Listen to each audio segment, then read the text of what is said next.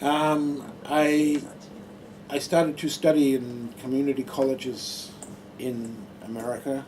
You two would know what a community college is. They have very good community college systems in America. It's one of the My great. son's now one.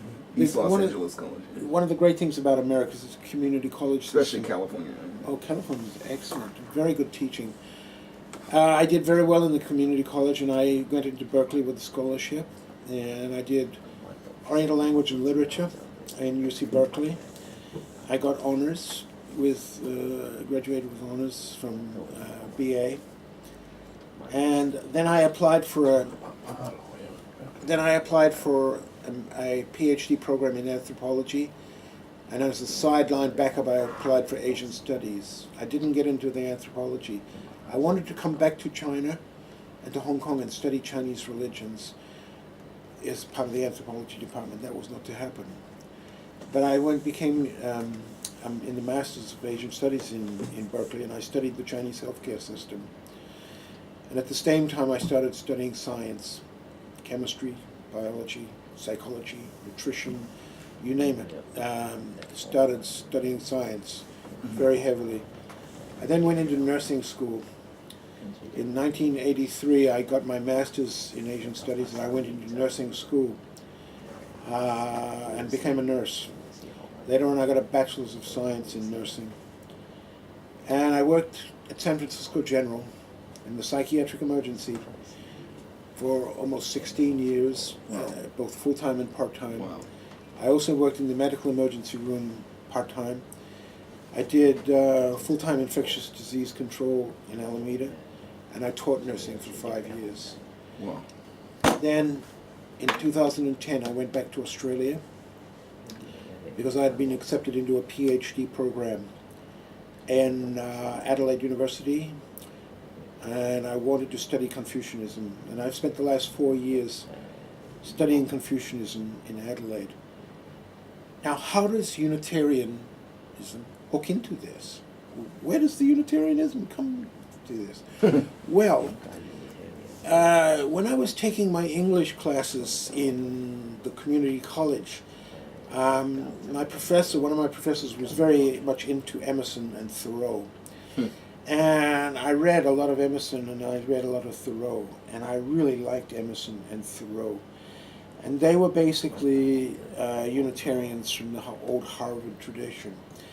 And I became interested in the transcendental movement in United States of America. New England, yeah. Yeah, New England, around Boston. Boston is New England, where it's a very incredible place. And, you know, America is divided into two histories, pre-Civil War and after the Civil War. Emerson and Thoreau, before the Civil War, were very idealistic, and they promoted a dream of America as a democracy. But the Civil War happened and really destroyed most of that. And after the Civil War, it struggles to survive. But it survives in the Unitarian Church in America. Now, I am 69 years old, and when I went back to Australia, I was already 64. And you know, it is very hard to move to a different community when you're 64, 65, and try to make friends from the very beginning. The people that I grew up with, everybody had gone. I knew nobody. The place was a completely different place. I grew up in white Australia, the most bigoted, racist environment you could possibly imagine. When I came back, I found Adelaide full of Chinese people. It was so different. And I just found impossible to make friends, because most people when they're 69, they've retired and they've joined a club or something, or they've traveled, or they've done, but they already have their established circle of friends.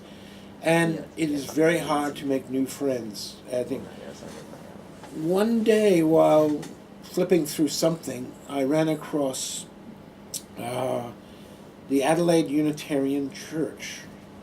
And I had abandoned Christianity, Trinitarian Christianity, long ago. And I basically said, I will never go back. I had been very much put off by Christian history, but I was also put off by Christian churches, which I saw as clubs run by cliques. And you like that? Yeah. I saw the Christian church as clubs run by cliques. And I wanted to see if the Unitarian Church was just another club run by just another clique. And I went to this Unitarian Church, and I started to listen to what they say. They have a minister there by the name of Rob McPherson. Rob was raised in Pennsylvania and Baltimore, I think. Not Maryland, yeah. Yeah, somewhere. He's in Baltimore or Pennsylvania. I'm not sure. But Eastern United States. The Eastern United States all the same. It's one place. Just like Southern United States is one place. Never. I don't go there. So I've been to the East, but. Rob was raised as a very strict Catholic in the Catholic tradition, but due to the priests and what they did, he left the Catholic Church, and he later found Unitarianism. He emigrated to Australia about maybe 20 years ago. And he was a member of the Unitarian Church in Adelaide for about 15 years.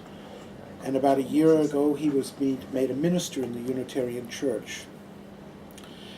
I would go to this church fairly regularly, most every other week, every other Sunday, but sometimes I go more. And I listen to Rob's sermons, and they're really very good. Mm-hmm. And I started to grasp the essence of Unitarian Universalism. I must admit, I am not very good at understanding Universalism. But Universalism, the Universalist church side of it, says that all beings will be saved. And in Buddhism, the Bodhisattva Avalokiteshvara also has made this vow to save all beings.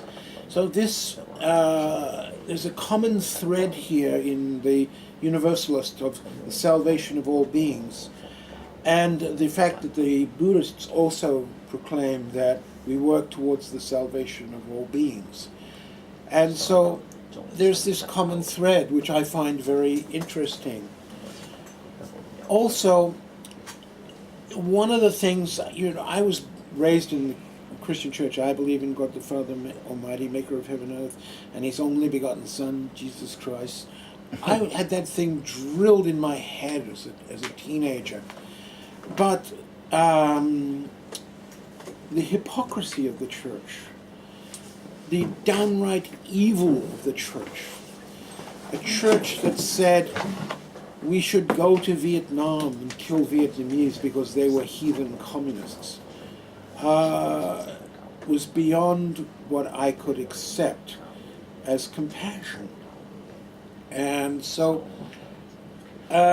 when I came across the Unitarian Church, I discovered a church that is not based on a creed or a dogma, but a church that is based on principles. And one of the books that I have been given by the church is called The Southern Chalice. You gave me. Yes, I gave it to Ellen. I gave The Southern Chalice. But right in the very beginning, it outlines the 7 principles. Now, it is very interesting because it doesn't base itself. The church does not base itself on a dogma or a creed. It doesn't even base itself on a belief in faith in a God. And there is no concept of heaven and hell, as there is none in Judaism. Yeah.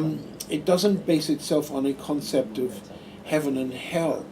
It bases itself on 7 principles.